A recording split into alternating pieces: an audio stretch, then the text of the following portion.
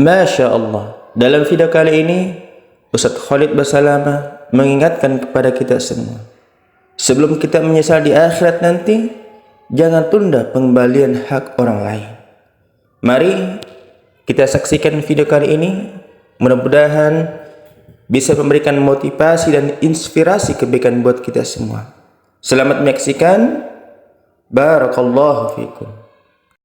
Jadi poin-poin ini dalam mukaddimah kita harus difahamin baik-baik, gitu kan? Terutama yang terakhir saya ucapkan tadi, hati-hati teman-teman sekalian. Saya juga tahu diri saya pasti punya salah, tapi saya mengajak diri saya dan jemaah sekalian untuk beristighfar kepada Allah, bertaubat. Jangan tunda pengembalian haknya orang lain, meminta maaf kalau punya kesalahan. Jangan tunda-tunda, jangan bilang nanti Idul Fitri baru saya minta maaf. Nggak ada perintah dalam agama seperti itu. Sebelum pejamkan mata nanti malam minta maaf semua. Dan orang cerdas adalah orang yang tidak menyiapkan musuh pada hari kiamat. Hati-hati. Jangan siapkan musuh siapapun dia. Jangan pernah caci maki orang lain, jangan pernah anggap remeh orang lain. Sampai Hasan Basri rahimahullah waktu ditanya tentang definisi tawadhu, apa itu tawadhu? Karena Nabi SAW mengatakan, jadi ulama-ulama di Irak sering kumpul membicarakan hal-hal yang mungkin bagi orang awam dianggap biasa gitu. Tapi bagi mereka bobotnya besar. Ulama-ulama Irak berkumpul dan Hasan Basri juga hadir di situ rahimahumullah. Lalu mereka berkata, malam ini kita diskusikan tentang definisi tawadhu. Karena Nabi SAW mengatakan, man tawadhu lillahi rafa'ahullah. Dalam hadis sahih riwayat Imam Ahmad dan Abu Daud. Siapa yang bertawadhu kepada Allah, merendah karena Allah, Allah akan angkat derajatnya. Maka setiap orang ulama memberikan definisinya masing-masing. Sampai akhirnya tiba di giliran Hasan Basri rahimahullah, mereka berkata, wahai apa pendapat anda wahai ayahnya Abdullah? Ya. Maka Hasan Basri mengatakan, kalian sudah memberikan banyak sekali definisi. Kalau menurut saya tawadhu ialah, jangan kau lihat siapapun muslim di depan matamu, ya, kecuali kau sudah langsung menanamkan dalam dirimu kalau dia lebih baik daripada kamu.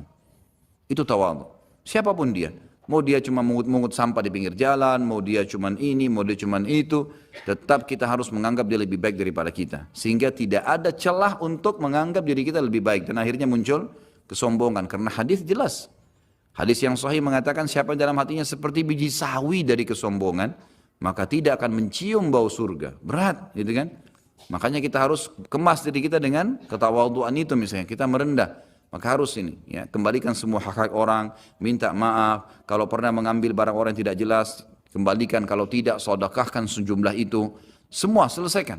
Jangan ada masalah. Ya, jangan pernah ada masalah, jangan siapkan musuh. Imam Bukhari rahimahullah pernah berhenti berburu hanya karena meleset anak panahnya kena pagar tetangganya. Gitu kan?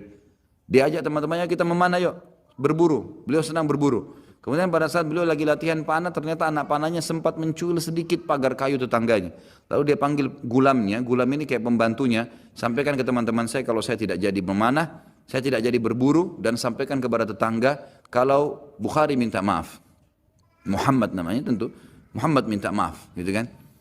Sampaikan dan siap mengganti pagar yang rusak itu. Begitu pembantunya Imam Bukhari datang ke tetangga tersebut lalu berkata, ya Syekh Imam Bukhari menyampaikan maaf karena pagar anda tercuil diperlihatkan. Lalu tetangganya tersenyum dan berkata, jangankan pagar saya, rumah saya semua buat Imam Bukhari. Saya tidak perhitungan dengan masalah itu. Waktu pembantunya Imam Bukhari kembali ke rumahnya, apa yang terjadi? Lihat orang soleh dan orang beriman, tahu dan yakin dengan adanya siksa dan adab kubur, tahu ada akhirat dan hisab, maka apa yang terjadi? Imam Bukhari sujud syukur kepada Allah, kemudian bersedekah sekian ribu dirham, hanya karena tidak jadi ada musuh dari tetangga yang dia cuilkan pagarnya. Coba teman-teman, berapa banyak sendal yang ngantung injak? Hah? Berapa banyak air yang kepercik kena orang lain? Berapa banyak ini, berapa banyak itu? Berapa banyak yang kita anggap remeh mengambil karena teman punya dan seterusnya. Ini hati-hati. Jangan siapkan musuh hari kiamat. Azab kubur datang kepada siapapun yang masih punya dosa. Dan dosa ada hubungannya dengan Allah subhanahu wa ta'ala, ada hubungannya dengan makhluk. Kalau berhubungan dengan Allah azza wa jalla, kita bertaubat kepada Allah. Allah maha pemurah. Dia akan terima taubat hamba-hambanya asal ikhlas. Tapi dengan makhluk nggak bisa. Mencuri, menggunjing, memfitnah, ya, mengambil, memakan, ya, merusak namanya orang lain, ini nggak boleh. Ini harus selain taubat kepada Allah, meminta maaf kepada orangnya. Nah, ini tidak boleh ditunda ini. Nggak ada gengsi di sini.